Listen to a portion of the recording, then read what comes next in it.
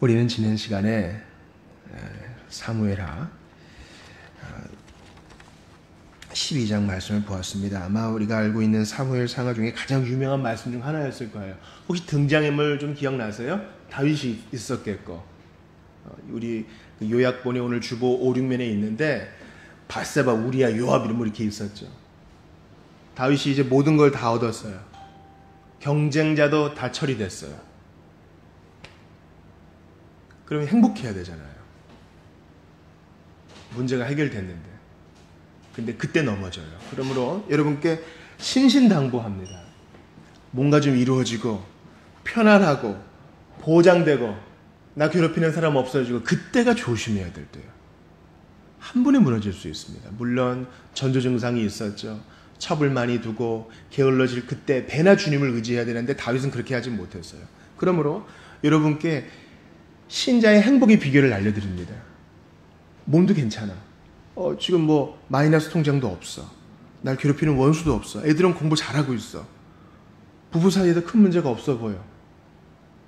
그때 배나 주님을 의지적으로 붙들어야 됩니다. 안 그러면 넘어질 수 있습니다.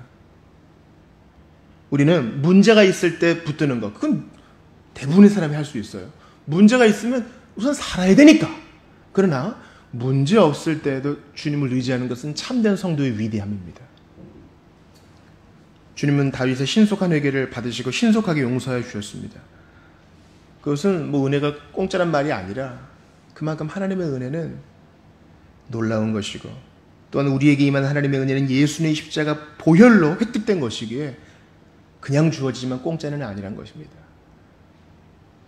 너무나 비싸게 우리가 감히 값을 지불할 수 없는 가치가 있다는 것입니다. 그러므로 평생 회개의 삶. 비신자도 생애적인 회개를 해야 되고 신자도 평생 회개를 해야 됩니다. 이 낮고 겸손한 마음을 하나님이 진정한 예물로 받으세요. 우리 지난주 암송 선고 한번 해보죠. 시편 51편 17절입니다. 시작. 하나님께서 구하시는 제사는 상한 심령이라. 하나님이여 상하고 통회하는 마음을 주께서 멸시하지 아니하시리이다. 하나님께서 요구하시는 이 예물이 있는데 그것은 빳빳한 돈을 하나름 드리는 게 아니라 상한 마음을 하나님은 참된 예물로 받으신다는 겁니다. 일생을 겸손함으로 사는 자는 주님께 진정으로 감사하는 사람입니다. 오늘은 맥체인지 성경 읽기에 따라서 사무엘하 19장을 통해서 여러분과 좀 은혜를 나누기를 원해요. 제목이 뭐죠? 왕의 귀환입니다. 이제 설명이 좀 필요해요. 왕의 귀환. 여러분, 귀환이 무슨 말이에요? 귀환. 돌아오는 거죠. 여기서 왕은 누굴까요? 다윗 왕이죠. 다윗 왕이 귀환해요. 왜 귀환해요? 문제가 생겼어요. 다윗 왕에게 문제가 생겼어요. 왜냐하면 다윗 왕의 아들 중에 가장 멋진 아들, 머리숱이 많고 아주 용모가 뛰어난 압살롬이라는 아들이 있었는데 이 압살롬이 반란을 일으켜서 다윗 왕이 도망간 거예요. 왜 압살롬이 반란을 일으켰느냐? 여러 사연이 있어요. 자, 다윗이 이러한 범죄를, 바세바의 범죄를 저지른 다음에 다윗이 부인이 많았기 때문에 이제 배에 다른 자녀들이 있었습니다. 그 중에 암논이라는 압살롬보다 형이 있었고 또 다말이라는 다른 또 동생이 있었어요. 엄마는 다르지만 그래도 한 아버지이기 때문에 형제잖아요. 근데 암논이 보기에 다말이 너무 예뻐. 그래서 잘못된 친구의 조언을 받아들여가지고요, 다말을 겁탈합니다. 여러분, 이러한 근친상간이 성경에 기록된 이유는 이게 인간의 죄성임을 우리에게 보여주고자 함이에요. 그렇게 해서는 안 되는데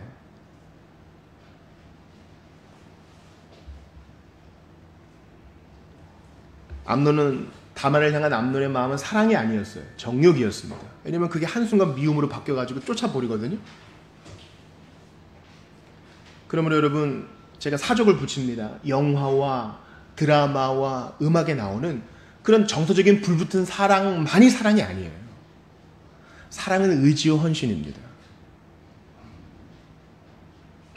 물론 사랑엔 그런 면도 있죠. 그러나 더 중요한 것은, 여러분 결혼식 가보셨어요? 요즘 주례도 많이 없지만 주례가 뭐라고 얘기해요? 검은 머리가 팥불이 되도록 어떻게 물어봐요? 사랑하고 아낄 것을 서약합니까? 이렇게 물어봐요. 그건 의지의 질문이죠. 당신 지금 그 사람만 생각하면 눈이 촉촉해지고 땀이 철철 나고 가슴이 두근거리게 사랑합니까? 그렇게 안 물어봐요. 사랑은 감정 그 이상이에요. 암논은 그러지 못했어요. 그래서 다말의 오빠인 압살롬이 복수를 합니다. 암논을 죽여요. 그리고 이제 도망가죠. 다윗 왕은 압살롬을 부르지 않습니다. 요압이 도와줘서 다시 오게 되지만 여전히 마음의 앙금이 남아있어요. 그래서 압살롬은 사람들을 규합해가지고 사람들의 인정을 받아가지고 반란을 일으켜서 쿠데타를 일으켜서 스스로 이스라엘의 왕이 됩니다. 그러나 하나님의 도우심으로 다윗은 이 위기를 이겨냅니다.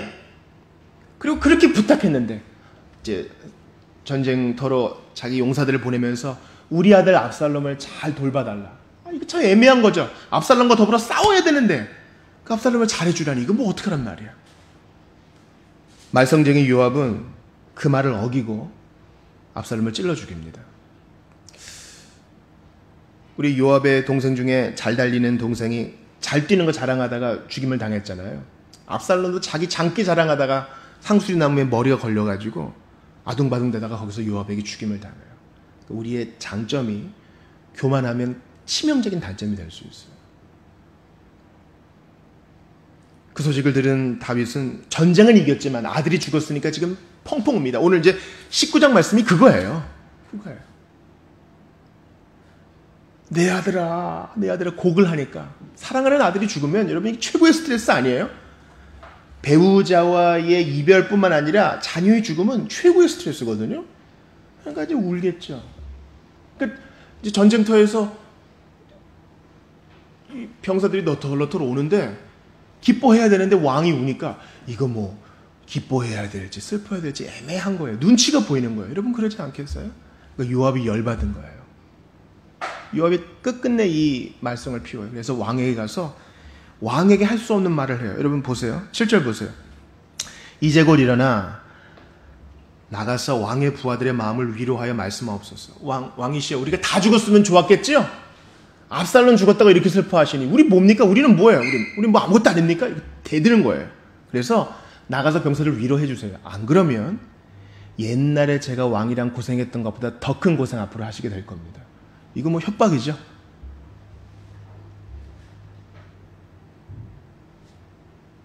물론 다윗도 잘했다고 할 수 없지만 요압도 이래서는 안 되는 것이었습니다. 이런 상황에서 이제 다윗이 다시 예루살렘으로 귀환하면서 있었던 일이 오늘 본문에 나와 있는 것입니다.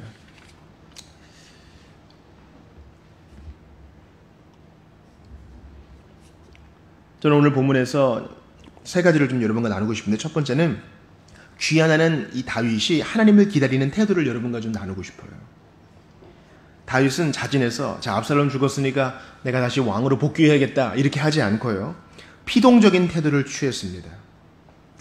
9절에서 10절을 보세요. 보면은 이스라엘 모든 지파 백성들이 변론하여 이르되 왕이 우리를 원수의 손에서 구원하여 내셨고 또 우리를 블레셋 사람들의 손에서 구하셨으나 이제 압살롬을 피하여 그 땅에서 나가셨고 10절까지 보니까 이스라엘 사람들이 스스로 야 왜 왕을 모셔와야지 잠잠하고 있느냐 그들이 얘기하게 놔둬요. 왕은 스스로 귀환하지 않습니다. 정중하게 유다 장로들이 와서 모셔올 때까지 기다립니다. 이제 압살롬 죽었으니까 다시 내 자리지 뭐 이렇게 얘기하지 않고 압살롬이 쿠데타 일으켰을 때 많은 사람들이 동조했거든요. 그 모든 현상을 하나님께 맡기고 기다려요. 징계의 무서운 바람이 지나간 자리 아직 상처가 아물지 않은 성도의 심령은 고요히 주님의 인도하심만을 사모해야 합니다. 하나님의 인도해 주심을 잠잠히 기다려야 하는 것입니다. 이게 하나님을 기다리는 중요한 태도예요. 여러분 이 세상에서 제일 힘든 것 중 하나는 기다리는 거예요. 차라리 뭔가 액션을 취하는 게 오히려 쉬워. 수많은 자기개발 강사들이 그런 얘기 하더군요. 여러분 뭘 할 줄 모르겠어요? 그럼 뭐라도 좀 해보세요. 여러분 그것도 맞는 말이에요. 그래야 내가 원하는 걸 하나 찾을 수 있겠죠. 그러나 죄를 범한 성도가 하나님의 인도하심을 받는 일에 있어서는 아무리 많이 기다려도 부족하지 않은 것입니다. 예수님은 30년을 기다리고 3년 쓰임받고 승천하셨어요. 모세는 인생 후반에 40년을 쓰임받기 위해서 40년의 광야 생활이 있었고 40년의 왕자의 시간을 보내야만 됐어요. 우리가 무언가 손을 썼을 때 나빠지는 경우가 얼마나 많았습니까? 그러므로 하나님께서 우리를 제 자리에 돌려주실 때까지 주의 인도하심을 구하는 마음이 있어야 됩니다. 두 번째는 다윗이 지금 이러한 일들을 겪는 것을 많은 사람들이 오해하고 있어요. 지난주에 우리가 봤죠. 나단을 통해서 하나님이 다윗을 당신이 그 사람이라 이렇게 책망하니까 다윗이 단 한마디도 변명하지 않고 단 한마디도 핑계대지 않고 내가 주님께 죄를 범했습니다. 신속하게 회개하죠. 그러니까 주님이 신속하게 용서하세요. 근데 이제 우리가 이해하지 못할 얘기가 나와요. 칼이 당신의 집안에서 끊이지 않을 것이다. 뭐지 이게? 그래서 어른들은 이런 말씀을 보면서 그래 다윗은 회개했지만 그 다음에 암논이 압살롬의 누이 다말을 겁탈하고 압살롬이 반역을 일으키고 왕의 후궁들이 압살롬에게 겁탈을 당하고 시므이가 왕을 저주하고 또 오늘 우리 본문 뒤에 보니까 지파 간에 또 갈등이 일어나잖아요. 남북 분열이 이제 막 시작되고 요압이 개기고 이게 다 죄값을 받는 것이요. 그러니까 죄 지면 안 돼요. 죄 받아. 어른들 그런 얘기 많이 하죠. 그래요. 내가 옛날에 잘못한 일 때문에 지금 대가를 치르는 것입니다. 그렇게 얘기하는 분도 계셔요. 내가 지금 주님께 벌을 받는 겁니다. 그렇게 얘기하는 분도 계셔요. 그러나 여러분 이러한 교리적 선언을 잘 정리할 필요가 있어요. 특별히 샤머니즘에 수천 년 동안 길들여져 있는 우리나라의 불교는 샤머니즘에다가 소승불교에다가 여러 가지가 짬뽕된 종교거든요. 그런 것에 길들여진 우리는 오늘 본문을 잘 이해할 필요가 있어요. 먼저 우리가 받는 죄의 대가와 형벌은 이 우리라면 그리스도인을 말해요. 그리스도인이 받을 모든 형벌은 죄의 형벌은 예수님께서 십자가에 달려 죽으실 때 신자의 과거의 모든 죄, 현재의 모든 죄, 미래의 모든 죄의 대가는 다 그리스도에게 전가되어 치러진 거예요. 이 전제를 잊지 마세요. 우리의 모든 죄과는 그리스도에게 전가되었고 그리스도의 의로움은 우리에게 전가되어서 하나님 보시기에 우리는 죄를 하나도 안 지은 것처럼 그리스도 안에서 봐주시는 거예요. 이해가 되세요? 그래서 우리가 회개기도 할 때마다 주님 제가 지난주에 지은 거 또 죄 졌어요. 반복되는 죄를 또 졌어요. 그럼 주님은 지난 한 주만 보시지 여태까지 계속 반복했구나. 옛날 거 기억 못하세요. 나도 기억하지 않겠다고 약속하셨기 때문에. 이해가 되세요? 주님은 무슨 망각증에 걸린 게 아니라 주님은 그렇게 우리와 언약하셨기 때문입니다. 과거와 현재와 미래의 모든 죄가 그리스도의 십자가 공로로 도말되었다. 그럼 목사님 뭐예요? 지금 다윗이 개고생을 하는데 이거 죄의 대가를 받는 거잖아요. 죄의 대가를 치르고 벌을 받는 거잖아요. 잘못했으니까 맞아야죠. 죄값을 치러야죠. 그러나 여러분 로마서에서 뭐라고 말합니까? 죄의 삭은 뭐다? 죄의 삭은 사망이에요. 근데 나단이 지난주에 어떻게 선포했어요? 여호와께서 당신을 용서하셨으니 당신이 죽지 아니할 것이다 그랬어요. 용서받았어요. 그럼 이러한 어려움을 어떻게 해석해야 돼요? 바로 자녀에게 행하는 징계로 해석해야 됩니다. 그거 기억하세요. 그러므로 우리의 그 개혁교회의 개혁은 언어의 개혁이에요. 교회 창립이라 하지 않고 교회 설립이라 하고 성전이라 하지 않고 교회당 예배당이라 하는 것처럼 우리는 죄값을 치르는 것이 아니라 신자는 주의 자녀로서 겸손케 되기 위하여 그분의 자비하신 손의 징계를 받는 것입니다. 다윗은 왕권을 잃지 않았습니다. 죄로 인해 신자는 하나님 자녀의 신분을 잃지 않습니다. 그러나 다윗은 이런 일을 통해서 겸손하게 되는 거예요. 겸손하게. 시므이가 저주를 해도 그렇지. 여호와께서 시켜서 하시는 것이니 내가 지금 이 모든 것을 달게 받겠다. 마찬가지로 우리가 어려움을 당할 때 분명히 우리는 본능적으로 과거에 내가 범한 잘못을 떠올린다고. 그렇지. 옛날에 내가 그랬어. 그래서 그렇구나. 그런 모든 생각을 다 접어버리고 옛날에 지었던 죄에 질질 끌려다니면 마귀만 기뻐해요. 이것은 주께서 내게 교훈을 주시고자 함이고 겸손케 하고자 하십니다. 명절이에요. 친척들이 다 모여서 처음엔 뭐 좋아하다가 나중에는 뭐 술 기운도 오르고 이러면 너 옛날에 그랬잖아. 뭐 잘못된 거 막 들춰내죠. 들춰내는 것은 마귀의 일이요. 덮으시고 감추시는 것은 주님의 일입니다. 우리가 어려움을 당할 때 본능적으로 나의 죄값, 죄의 대가, 형벌 이렇게 생각하는 경우가 있는데 그렇잖아요. 겸손케 하시라는 주님의 인자하신 손길입니다. 그러므로 여러분께 제가 말씀드립니다. 이런 일이 없으면 더 좋겠죠. 행복하고 싶으십니까? 죄를 멀리하고 거룩을 추구하세요. 저희 신앙생활에 있어서 아주 중요한 지각변동에 가까운 명제가 여기 있었습니다. 행복을 추구하면 행복 자체는 파랑새처럼 결코 찾지 못합니다. 대한민국의 교육은 행복 추구 아니에요? 그 목적이. 그러나 신자는 거룩을 추구할 때 행복과 더불어 이 모든 것을 받게 됩니다. 마태복음 6장 말씀 뭐예요? 너희는 먼저 그의 나라와 그의 의를 구하라. 그리하면 이 모든 거에 행복도 있고 내가 지금 필요로 하는 모든 것도 들어가 있어요. 그러므로 죄를 멀리하고 거룩을 추구하세요. 그러면 모든 것을 얻게 됩니다. 마음에 새겨주세요. 죄에 대한 형벌과 대가가 아닙니다. 이러한 난관은 다윗으로 하여금 그리고 우리 신자로 하여금 과거의 잘못을 떠올리며 회개 겸손케 하려는 것이 목적이지 또 한시도 주님 곁을 떠나지 않게 하는 게 목적이지 너 한번 맞아봐라! 이게 아니에요. 주님이 때리시면 살아남을 자가 없잖아요. 마지막으로 세 번째로 기억해야 될 것은 그래도 은혜라는 사실입니다. 우리는 너무 치우쳐 있습니다. 오늘 본문 같은 것을 보면서 억울해합니다. 하나님께 대들죠.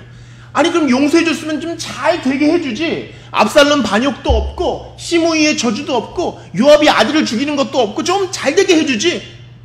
고속도로처럼 뻥 뚫리게 해주지. 왜 이렇게 우리를 어렵게 하는 거예요? 마치 소비자처럼 나 돈 냈으니까 서비스 받아야 되는 소비자처럼 하나님께 대들 때가 있어요. 그러나 제가 길지 않은 시간을 신앙생활하면서 느낀 것은 하나님께 까불면 안 됩니다. 철부지가 부모에게 대들듯이 주님 앞에 입을 벌릴 때는 항상 조심해야 됩니다. 자, 다윗이 얻은 복에 대해 생각해봐요. 다윗은 죄를 지었지만 왕권을 잃지 않았어요. 그러나 사울은 왕권을 잃었어요. 다윗은 목숨을 잃지 않았어요. 그러나 사울은 전쟁터에서 비참하게 자살로 목숨을 잃었습니다. 다윗은 밧세바의 아들 솔로몬을 통해 왕위가 이어졌어요. 그러나 사울의 아들은 다 죽었습니다. 다윗을 향한 하나님의 언약은 취소되지 않았습니다. 그러나 사울에게 대한 주님의 기대는 모두 꺾여지고 말았죠. 하나님은 다윗과 대화하셨고 노년까지 붙으셨습니다. 친밀함이 끊어지지 않게 하셨습니다. 그런데도 우리가 대들 수 있나요? 왜 날 자꾸 이렇게 때려요?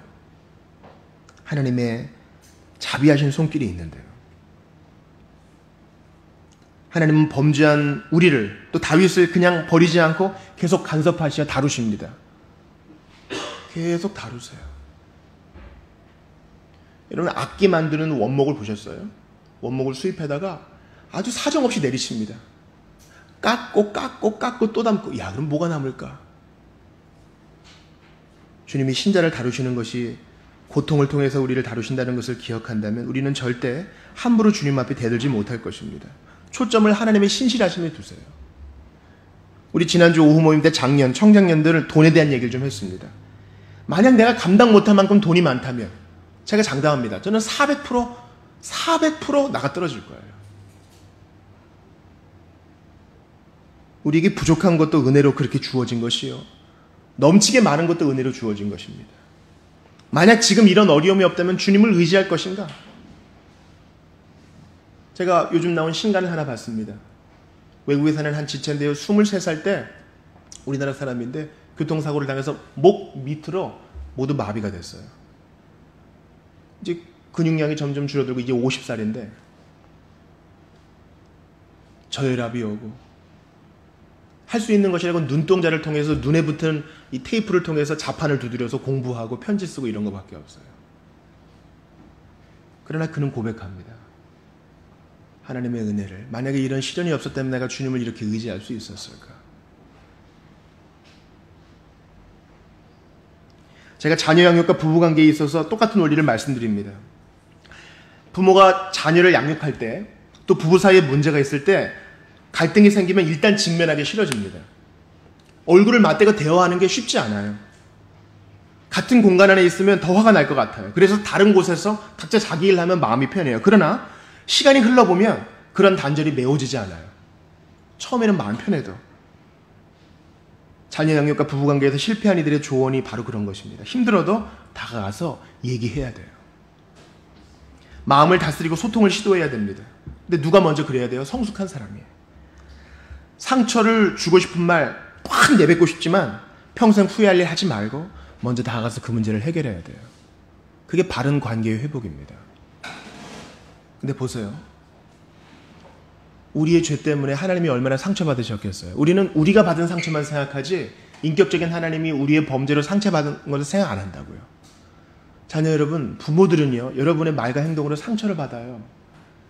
신자 여러분, 하나님은 우리의 범죄로 상처를 받으십니다. 그러나 우리는 그거 잘 생각 안 해요. 하나님은 근데 상처받으셨지만 먼저 다가오셔요. 고통을 통해서든지 환경을 통해서든지 우리 알아들으라고. 저는 주중에 놀라운 연락을 2통 받았습니다. 첫 번째 연락은 제 중학교 동창에게 온 것입니다. 제 중학교 동창 중에 잊지 못할 2명이 있는데 한 명은 저를 교회로 인도한 친구고 또 한 친구는 당시 원주에서 열렸던 목요 찬양 집회에 저를 데려가서 뜨겁게 기도하고 찬양하고 메어달리는 게 얼마나 중요한지 알려준 귀한 친구예요. 자기 이름 밝혀달라고 그랬어요. 내가 익명으로 하면 안 되겠니? 아니야, 실명 말해줘 지용아. 그래서 김수만이라는 친구예요. 수만이는 미술을 전공하고 ROTC 전역해가지고 성공 가도를 달리는 듯 했어요. 어느 날 저한테 연락이 와요. 저랑 같은 때에 딸을 낳았거든요. 저한테 연락이 왔어요. 수년 전에. 김 목사, 나 이혼했다. 그러는 거예요.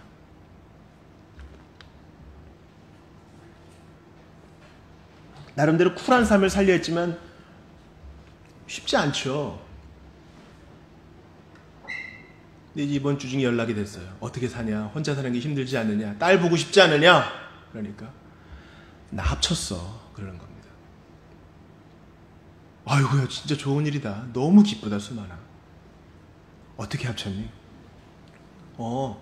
헤어진 지 4년 됐는데 성경을 읽다 보니까 하나님이 내게 말씀하더라. 너 왜 내가 붙여준 배우자를 발로 차냐고. 하나님이 나를 징계하시더라. 꾸중하시더라. 그래서 내가 다시 만나자 그랬어. 근데 다시 만나는데 얼마나 싫어하든지 진짜 힘들더라. 근데 참고 이기니까 다시 합쳐지게 되더라. 여러분, 이거 쉬운 일 아니에요. 이혼 서류에 도장 딱 찍고 4년 남남으로 살다가 다시 만나는 거, 다시 한 가정이 되는 거 쉽지 않아요.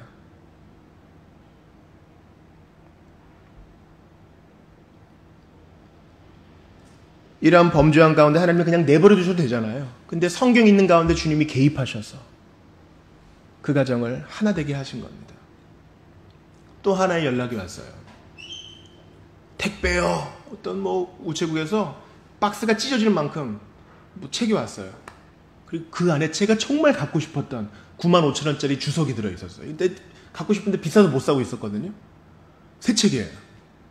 보니까 우리 공주에 있는 박경현 형제가 보낸 거예요. 내가 이거 갖고 싶은 거 어떻게 알았는지 자기가 상으로 받은 걸 저에게 준 거예요. 그리고 연락이 왔어요. 목사님, 전화가 왔거든요. 그 안에서 전화하시는 분들은 3분 안에 통화를 끝내야 되고 모든 통화 기록이 녹음되기 때문에 통화 잘해야 됩니다. 목사님, 저 심사 통과했습니다. 할렐루야! 이제 다른 곳으로 가서 남은 형기를 채우고 나가면 됩니다. 정상으로 판명이 된 거예요. 어떤 사람은 그렇게 생각할 수 있지 않겠어요? 왜 나를 고아로 태어나게 해서? 왜 나를 감옥에 들어가게 해서? 왜 나를 안 좋은 사람과 친밀하게 만들어가지고 왜 이 고생을 시키나? 하나님을 원망할 수 있지만 그 형제는 그것을 감사로 해석했어요. 자기 인생에 개입하시는 하나님으로 해석했어요. 그 순수한 마음에 더러운 제 자신을 보며 얼마나 제가 한탄했는지 몰라요. 오늘 본문 말씀을 가지고 3가지 대지를 나누었습니다. 첫 번째, 하나님을 기다리는 태도가 중요하다. 두 번째, 죄의 대가가 형벌이 아닌 하나님의 징계요, 겸손히 받아야 한다. 세 번째, 그래도 은혜라는 것입니다. 하나님이 우리에게 주는 것은 정갈이 아닙니다. 다 떡이에요. 제가 주중에 정준이랑 하이델베르크 요리온답 하면서 27문 하나님의 섭리를 공부하면서 얼마나 가슴이 들떴나 몰라요. 잎새와 풀, 비와 가뭄, 풍년과 흉년, 먹고 마실 것, 건강과 질병, 부와 가난, 이 모든 것이 아버지와 같은 그분의 손길에서 오는 것이니 다 예와 아멘으로 받아야 하는 겁니다. 예수님은 그 참혹한 십자가를 예와 아멘으로 받으셨어요. 아니, 성부나 성자는 동급인데 이래도 돼요? 받으셨어요. 우리를 자녀 삼으시기 위해서 그 참혹한 십자가의 못 박힘과 죽음을 담당하신 것입니다.